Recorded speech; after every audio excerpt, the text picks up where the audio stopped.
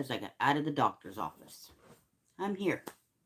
You have found 1332 Knitwear Design House. I am Anna. I am the CEO, boss lady, sole designer, and all-around knitting machine. Please do not mind the pile of clean laundry right there. Kids. Kids have happened. Yes. That's why this is on the timeout chair instead of on my footstool, because they tore up my footstool. Like I said, this is 1332 Knitwear Design House, and I am Anna. This is, how we're doing these now. Today is November 19th, 2024, and this here will be our Stitch and Breathe. We're going to extend it a little bit because it's also Esoteric Tuesday. That means Scoob and I will pick out of the bowl and pick a topic. If you want to suggest a topic to put in the Scoob, let me know. We'll see about that. Because right now I have stuff like time and meditation and past lives and the veil of amnesia and all kinds of stuff in the bowl. But I definitely need more. See? So I'll let you guys make the suggestions about what other stuff to put in there.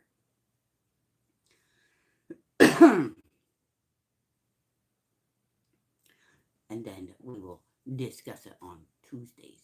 Anyway, our Stitch and Breathe is where we generally take 5 minutes to get some stitching in, do a little bit of brain yoga, let go of stress, tension, and other people's ache. However, today, I am just going to pick up and knit different things while I'm working on this, okay? So we're going to go ahead and we're going to do our 5 minutes of breathing and letting go, okay? This is how Esoteric Tuesdays are going to go. We're going to start out with our regular bog standard Stitch and Breathe. And then instead of letting you guys go, it's going to be, we're just going to transition right into Esoteric Tuesdays.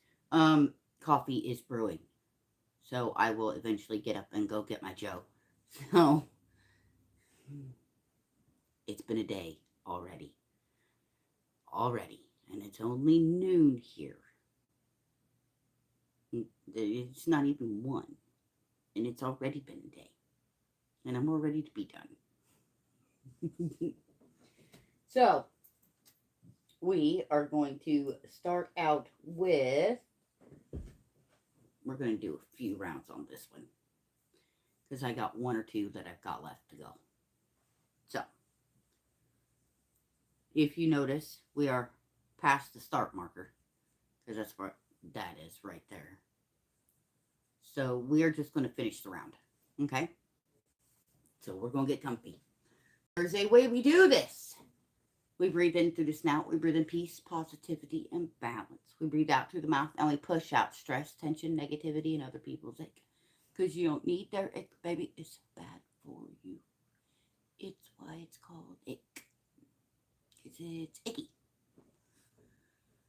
It does not matter if you are knitting along, crocheting along, painting miniatures, doing needlepoint, whatever it is that you do, fam. The point is that you are here. Whatever higher power you believe in brought you here for a reason. And there's no such thing as coincidence.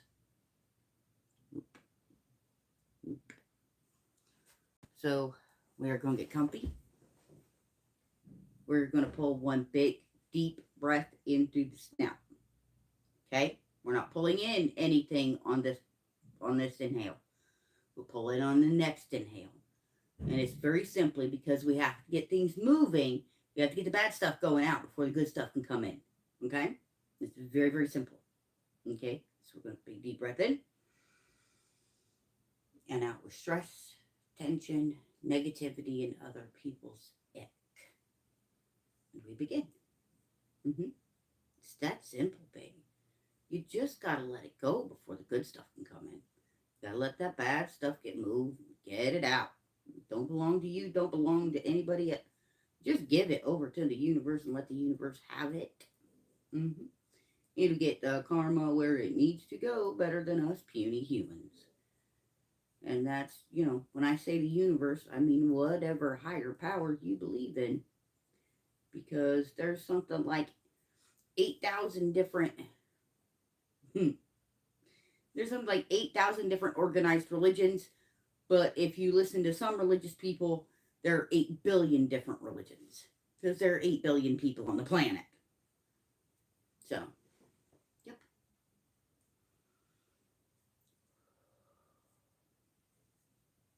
Yeah, just breathe and let it go. Let it go. It don't belong to you. Mm-mm. No, it don't. Give it over to what higher power you believe in. It'll get the karma where it needs to go better than us puny humans. That ain't for us to be messing with. Nope. Mm-mm. Return to sender. Refuse delivery. It ain't our job.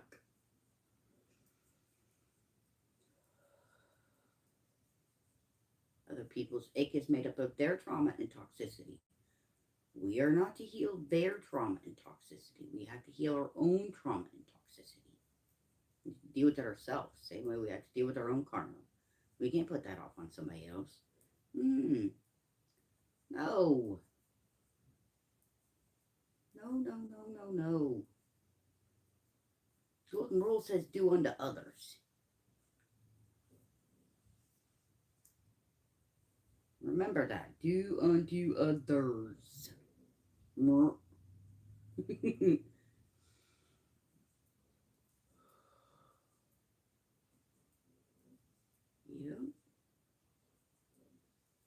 Just breathe and let it go, baby. Let it go. It don't belong to you. Don't take it on board if it don't belong to you. Other people's ick lands on us like dust through the day.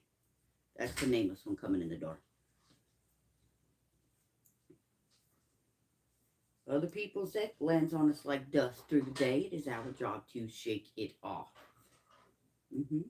Yeah. It is. Our job is not to bring humanity to the cosmos, but to bring humanity back to Earth, where it is sorely lacking in the last 40 or 50 years. It is.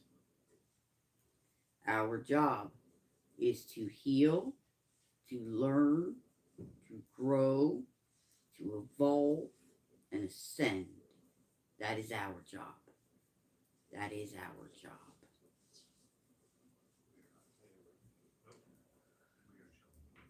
Shh. And I know other people are going to get freaked out over the E word. All it means is to change for the better. Thus, the meme of the skeleton and the garden. The skeletons in the garden. You've changed. We're supposed to. We are. We're supposed to change. We're supposed to grow.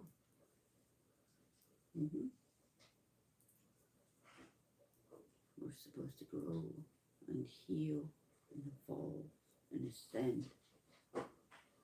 We are not earthbound, but we are earthbound by the same. Because it's two separate sides of the same coin. Therefore, we have to bring humanity to Earth, not to the cosmos.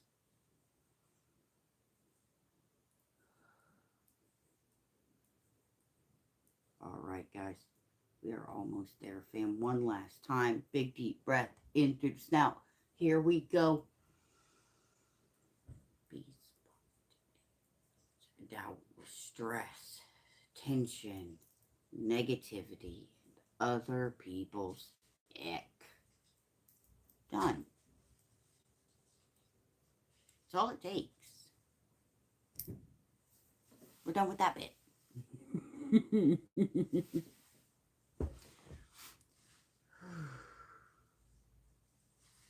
See, you feel lighter inside, don't you? Yep. Okay. This is where usually I would do my whole ending spiel. All I'm going to say is this. If you like what's going on so far and like the content, please make sure to like, comment, and subscribe. And when you hit that subscribe button, there'll be a bell icon that comes up. If you click on it and hit all, you'll be notified every time I post right here on YouTube. If you are returning, so, hey, you darling, how you doing? How you been? Are you good? You good? You good? Because I'm good. Are you good? Are you good? I'm good. Are you good? All right. This is where I usually go into my spiel about if you want to follow us here, do this stuff.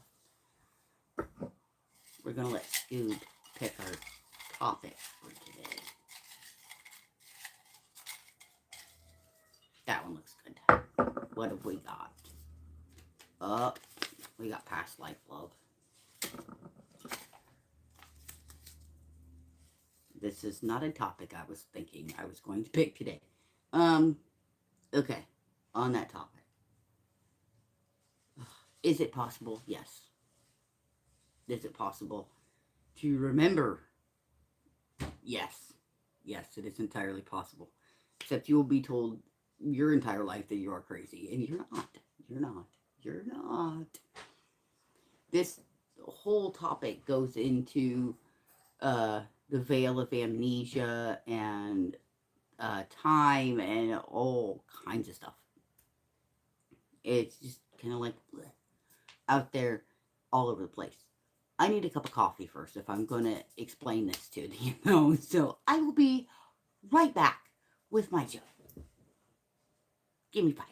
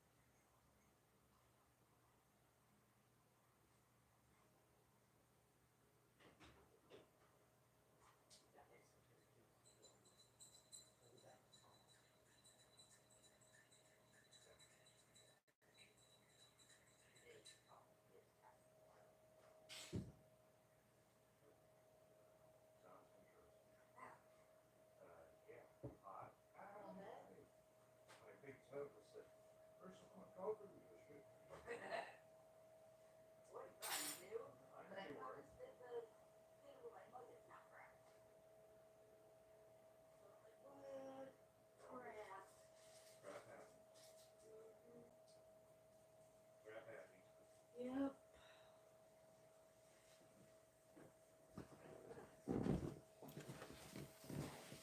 Sorry about that, guys.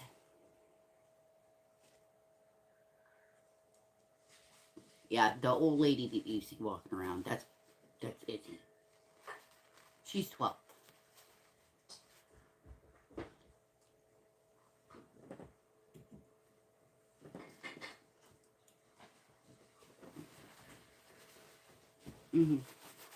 That's the old girl. Anyways. Don't mind me, I have a knitting needle here for this.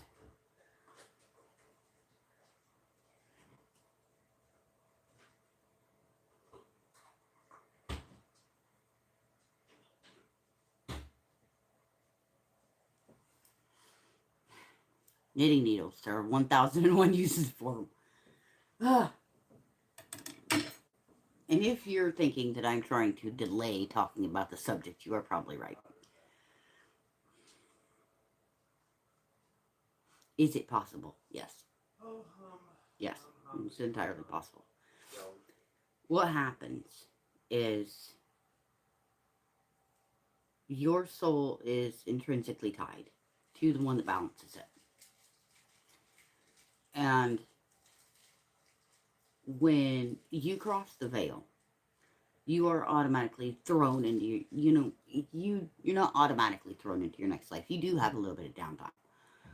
But it's all paperwork on the other side. And sometimes you get to pick where you're going to be going. They give you like 3 dossiers. You have to pick the one that would suit you the best.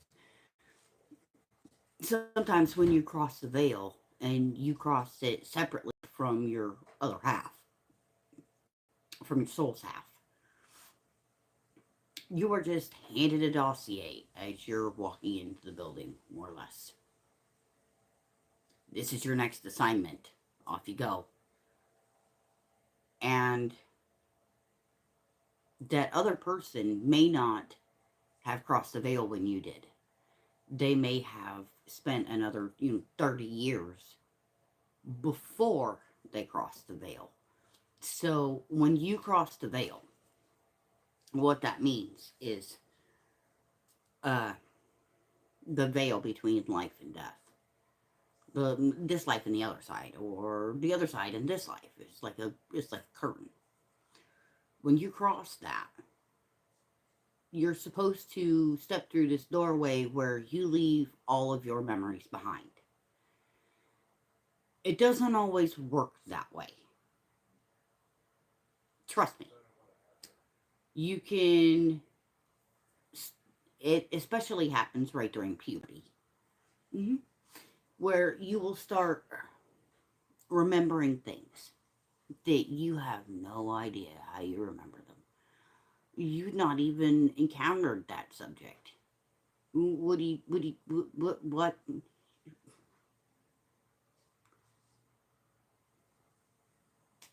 It's like, I've not been in a war, but I understand the tactics. Is it bad? No. That's part of it. Is there's something that you've not encountered that you suddenly, when you hit puberty, remember doing before.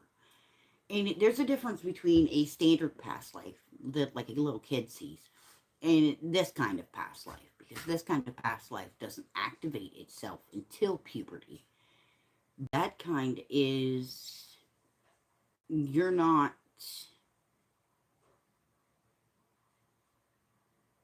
it's the residual, I want to call it soul soap. What washes the soul of memory, because souls have memory of their own. But I want to call that the residue from the soul soap. It was washed. It wasn't washed very well, but it was washed. And this way, it's like the soul is like a chalkboard that someone has pressed the chalk too hard on the slate. And even though it's been cleaned, eventually the story starts to show through. And you can read parts of it. And you can see it and understand it. It's the easiest way to put it. Okay? These people, like me, who came into this life, their slate completely clean. Yeah, it is. It's like the soul spilled a little. Yep. Because you come into this life and you're not supposed to have these memories. And when the soul, like you described, it spills a little. And you start remembering, oh, I've done this before. But how do I remember doing this? And as time goes on, you start to see bits and pieces of someone that you've never met. And if you say something, like my mistake, I said something to my mother about it. And she was like, you're going crazy. I didn't find out for 30 years that he's real. He's real. Yeah. And trust me, finding out he was real was like running full tilt into a locked glass door and knocking myself out. And literally the first words that came out of my mouth when I saw a picture of him was, oh crap, he's real. because I had been taught that, um, listen to Forrest Black's Find Me, and you'll kind of get it, because you're told your entire life that from the time you start remembering until, you know, when you finally meet up, you're told that if you're remembering somebody, it's because they're already on the other side. If you're remembering something about somebody, their life is already set the same way yours is. Your destiny's already set. You're never going to meet. You're never going to find each other. And even if you think you might, this person's already gone. So you start kind of living your life kind of, I want to say it's kind of like being an esoteric widow. From the minute you're born, the minute you start to remember, you start to realize that you are different and you have no context. You're just kind of like, life is like a big ocean. And you're plunked down in a leaky rowboat in the middle of it. And you have two options. One, you can start bailing and keep bailing. Or two, you can let that rowboat sink. Guess which one I'm doing? I'm standing there bailing for all I got. Because I can't tread water to save my freaking life. Yeah. Anyway, it's like the soul spills a little bit. Yeah. So you start remembering at puberty, it goes on and on and on. And you remember more and more and more. And one of my first memories of him was only his eyes. And they are almost the exact same shade as my coffee, if you can see that. Exactly the same. I was allowed to see this part of his face.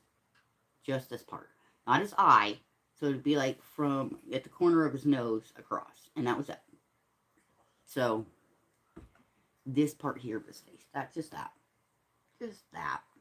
That's what I was allowed to see. When I first started remembering, it was nightmares where I could hear someone screaming my name. And there was just this mist around me that you could cut with you could cut it with a knife. It was thick. And I remember looking around, yelling, "Who are you? Where are you?" And I remember one of them, these vines came up and just grabbed a hold of me. And I couldn't move. And I remember clawing at these vines and these streams, just trying to get loose. And I could not get out. And it wasn't for 25 years that I had it, and it was the weirdest thing. It was like it flipped, and I was seeing it from his perspective. And here he is running through the woods trying to find me, yelling my name, and I can hear him say, I can feel him say what he told me. And it was freaky. It was freaky. Because you don't recognize that. You don't see them. You feel yourself in them as they're having the same dream.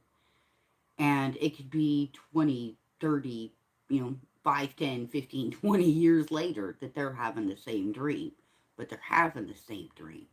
And it's like, that's cool. So it's entirely possible.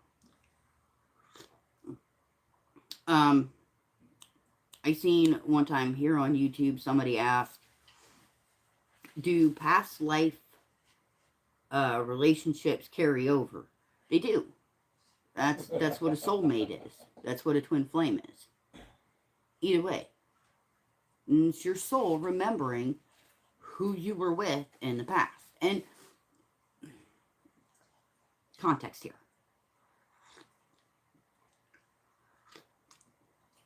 If you were in a bad relationship to the point where you were, used and abused in that past life, you're not going to remember them as a good person this life. You're going to have a natural aversion to that person. You're going to be like, I want nothing to do with you.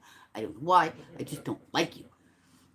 If you were, soulmates, or, you had just an amazing partnership that life, when you come back into this one, it'll be everything just clicks. You could be standing across the room from the person and know what's on their mind. Just by the way they're standing. Would you shut up? The nameless one is over here hacking and gagging about a freaking show he's watching. He didn't even realize, Mama. I'm like, I'm sorry. Sorry. I have my earbuds on, or my earmuffs. Sorry. He's like, I'm sorry. I'm sorry, guys. But it's like, yeah. You step into this life and you know what's going on in their head. You can be across the room from them and you know what's going on. It's not only your intuition, it's how they stand.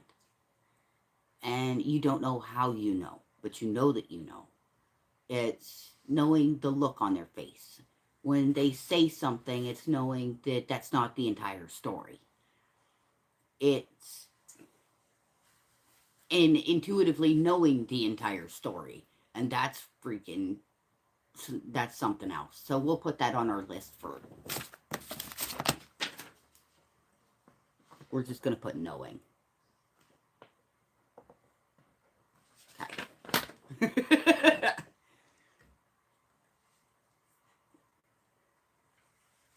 Yeah, it's crazy. It's entirely possible. And you will feel like you're going absolutely insane. Oh, yes. Or you'll be told that you're crazy, or you will feel so far out in left field compared to everyone else. Been there, done that, got the stinking t-shirt. Oh, yeah. I was told I was crazy because I couldn't see him. I could just see the side of his face and his eyes. You're crazy. Because apparently you can't see somebody you don't know in your dreams, or somebody you haven't seen before. It was weird. It was very weird. And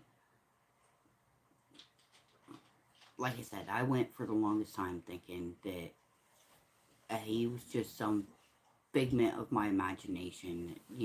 If he was my better half, if he was the other half of me, then he was already on the other side of the veil, and I should treat it as such. So here I was for 30 years. Yes, it is. It's weird, but once you dig into everything, it's just like, whoa.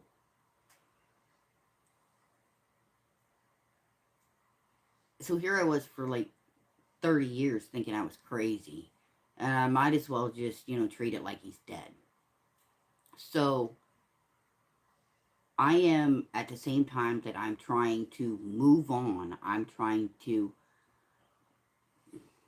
it feels like you're bleeding from a place that no one else can see. And only you can feel. So you're trying to staunch the bleeding at the same time that you're trying to move on. And it's very, very hard. And if you're going through that, props to you, because I've been there. And I want to say 15, no, it would have been 18. I was in the shower, and it literally felt like half of It literally felt like my soul was ripping out of my chest. It hurt. And my heartbeat was normal, everything was normal, but there was just immense pain.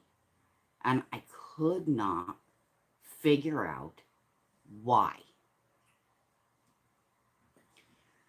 Come to find out,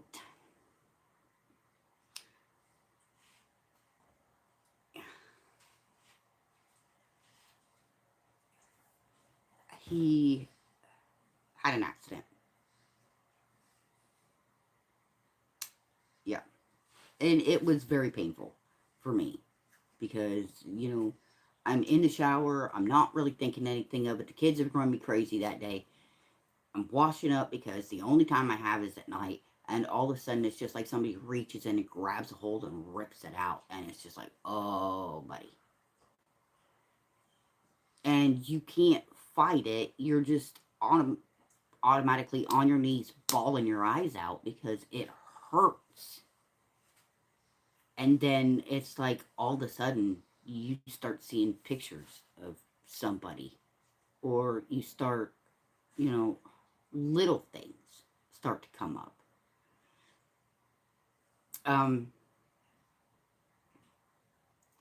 Once I found out who he was, his name is the exact same thing as my grandmother's childhood nickname. His stage name is the exactly the same as my grandmother's childhood nickname. How's that for a synchronicity for you? And once you start and you don't even have to physically meet the person. All you have to do is see a picture of them. Trust me, it's crazy. It's crazy. 2010.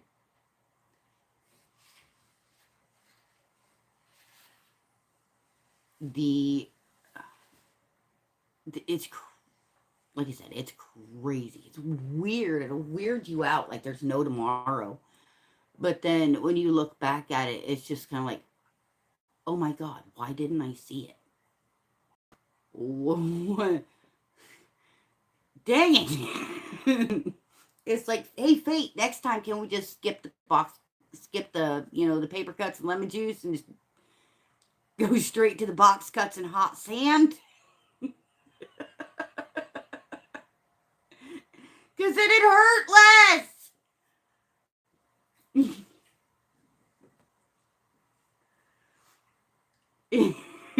And that's something you'll hear me say about it a lot. And it's like, it'd be great. Thank you, Fate. Next time, can we just do the box cuts and hot sand? Just let me tell you.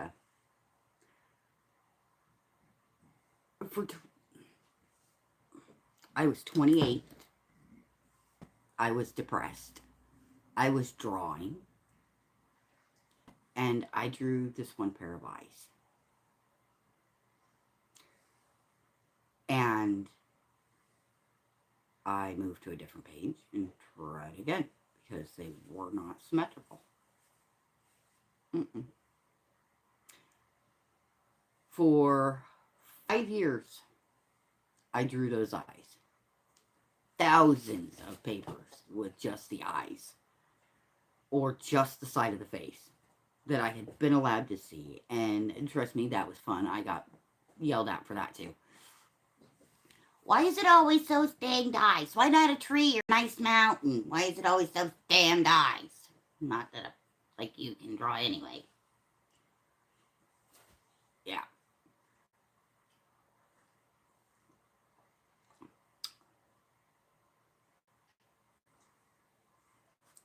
And then when I see the picture of him, I realize that that's just how his eyes are. They're not entirely symmetrical. Nope. I thought it was my poor skills. Turns out, it's just the way he's made.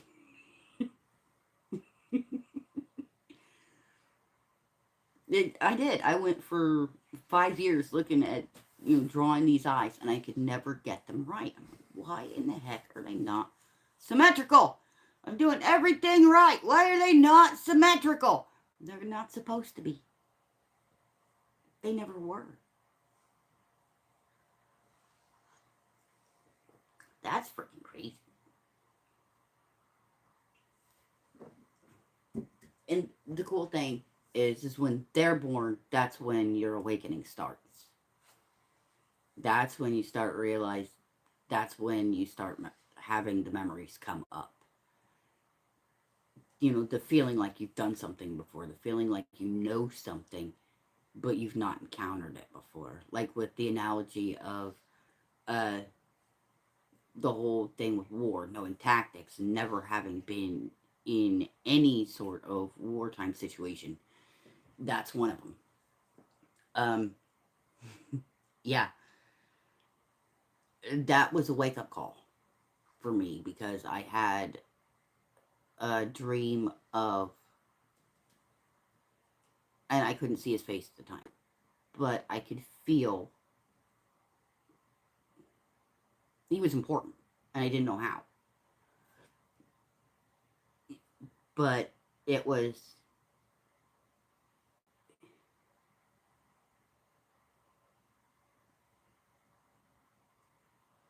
telling someone to get the elders and children out. And hearing that voice say, I won't leave you. And hearing myself reply to that, please just go. You're the only one I trust with them. Please just go. And then having what amounts to a brother pull him into the wagon before they take off. And that's the last time I see them. Yeah. It's having. I was watching Ninja Assassin one day, and for some reason, I was like, oh, that looks familiar. And it didn't look familiar at the same time. The beginning scenes where he's in the academy, it looked familiar but not familiar. Like the academy part was familiar, but the exact settings were not. And it was like, huh. So when you start to unpack that, you meditate and you unpack this, and you're like, okay, why is this familiar? Please tell me why this is familiar. Why is this familiar? And you meditate on that. And eventually the memories will start to filter through that veil. And they'll be like, and then once you get most of them, you can kind of piece them out on a paper, kind of like a storyboard. And it was like, okay, this happened, and then this happened, and then that happened, and then that happened, and there's a gap there, and that happened. So what happened here and here? And it's those gaps are spaces where you just have to wait. You're not quite ready to see what was in those gaps. Either that or those gaps were so mundane that you really don't remember them. Your soul doesn't remember them because they were just kind of meh. It's like, if you remember the big things, like, you know, this life, when you learned to ride a bicycle, when you learned to swim, you know, when you learned that school was all day and, you know, you had to go to work for a paycheck and all this stuff. When you realize those things, those are days that stand out. But, you know, Tuesday 2 months ago, you don't really remember. It's the same way with the soul memories. You don't remember Tuesday 2 months ago. You remember what you did yesterday. You remember what you did 10 years ago. And you don't remember what happened Tuesday 10 years or Tuesday 2 months ago. And it's kind of the same way with the soul. You remember the big stuff. You don't remember the small stuff. You remember the big milestones. You remember points. Like, one of the things that I've remembered is he and I got into a giant argument, and we've had at least 2 lives together. But we got our first life, we got into this giant argument about something. And I don't even remember what we were arguing about now. But he ticked me off, and I picked up a tray and winged it across the place where we were living, and it busted across the wall. And he looks at me, and this look on his face screams, "Really? I'll do one better." And he picks up a chair and wings it across the room, and it goes through the door. Where he was not aiming. He was meaning to hit me on either side of the door. Right through the door it goes, and he just dead stop. Oops. I was not meaning for that to happen. And it was the cutest look on his face, and I will always remember that, because he's like, "Oops. I didn't mean for that to happen." And the guy never blushed, and he was blushing and giggling. And I'm like, "It's all right. It's all right." But what he said, I'm like, "I'm sorry. I shouldn't have made you mad." He said, "No. It was my fault. I was upset, and I took it out on you." I'm like, "I didn't mean most of what I said." He's like, "Neither did I. Most of what I said was my temper." He's like, if either of us are to blame, it's me. Because I should have a better handle on it." And it was crazy. And then to find out that he does have that kind of a temper. That he's talked about things going flying across the room, and I'm like, "Dude, I thought only I said that."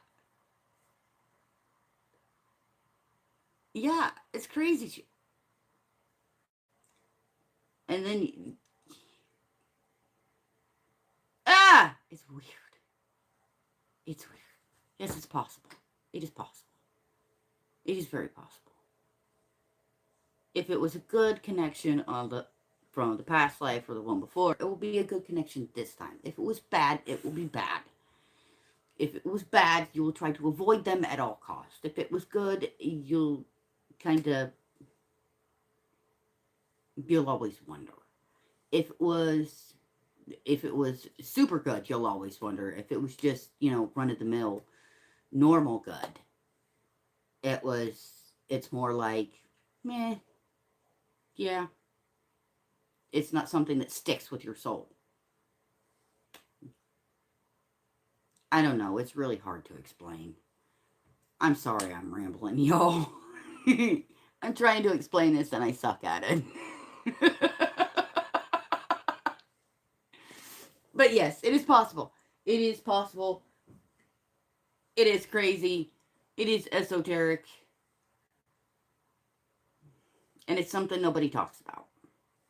Because everybody is of the assumption that when you cross the veil and after you're washed of memory, you shouldn't remember anything. But the veil of memory, that memory amnesia, sometimes clears. And you can see it. And sometimes it's scary as hell. And sometimes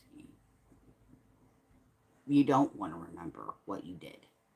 And sometimes you remember what happened and you are absolutely tickled that it did. But you really don't want it to do it again. Once is enough.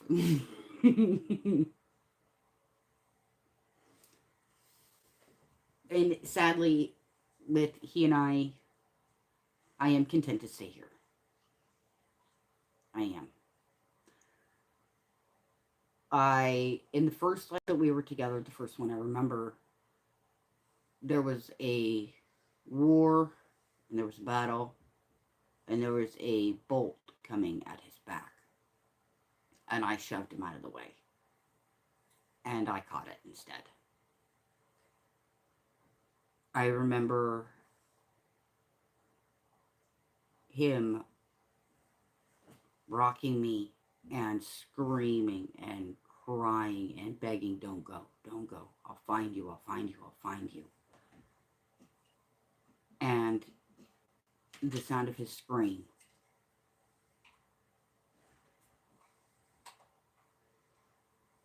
If you want to hear that scream, there's 2 ways to hear it. Check out Princess Bride, the sound of Wesley as he's screaming, the Mandy Patinkin when he says, that is the sound of, that scene. The other one is Wonderland of Love. It is a C-drama. Episode 39. 6 minutes and 30 seconds in. Jukai will scream the exact same way. Yes. It still sends shivers up my spine, and it still makes my guts clench. It's hard hearing it. And the sound of never-ending suffering, I think, is what it was in Princess Bride. But yeah, that's close. That's close. Ultimate suffering, that's what it was.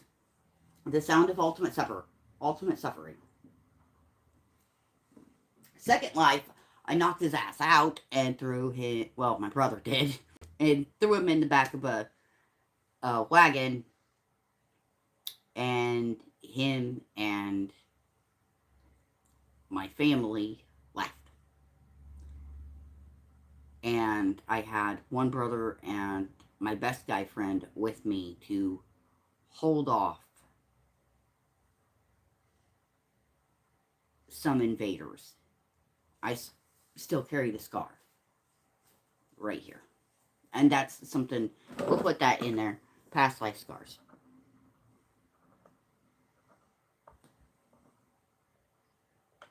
Because I've heard that birthmarks are where you died. They tell the story of how you died. I've got the birthmark here on my ribs, just under my heart, and then I've got a mole here on the side of my head. And I like to think of it as, and it's easier for me to place it as, because that brother and I had an agreement. If I was backed into a corner and there was no way out, just kill me then. And to know that it just missed. And remembering his face in front of me, bawling, I'm sorry, and begging him to help me. And all he could do was to put the gun in my hand and walk away. And he didn't walk away. He stumbled and he half stumbled and ran. But he was bawling the entire time. And knowing that if this scar was an inch higher, I wouldn't have the mole on my head. Yeah. Anyways, I know, I'm rambling. It's about time to get back off the bus. Here on 122. Gotta go. This has been our first Esoteric Tuesday. And it's stuck on the hind end of our Stitch and Breeze. So if you like either one, please make sure to like, comment, and subscribe. Yeah, we do this once a week. The Esoteric Tuesdays. Please leave some ideas for our Scoob down in the comments. I will have where to follow us, all of our links, and everything else downstairs in the description box below. We have the Ko-Fi shop. We have the Tumblr and the Insta. Yep, and there's a lot of stuff over on my personal Insta that I've tried to explain about it. So if you guys want to, I will share that with you guys so you guys can check out some of the stuff that I've written there. Oh yes, it's not fun. Either that or I will get links for it. Anyways, huge hugs, much love, happy knitting, fam. I hope your day is good.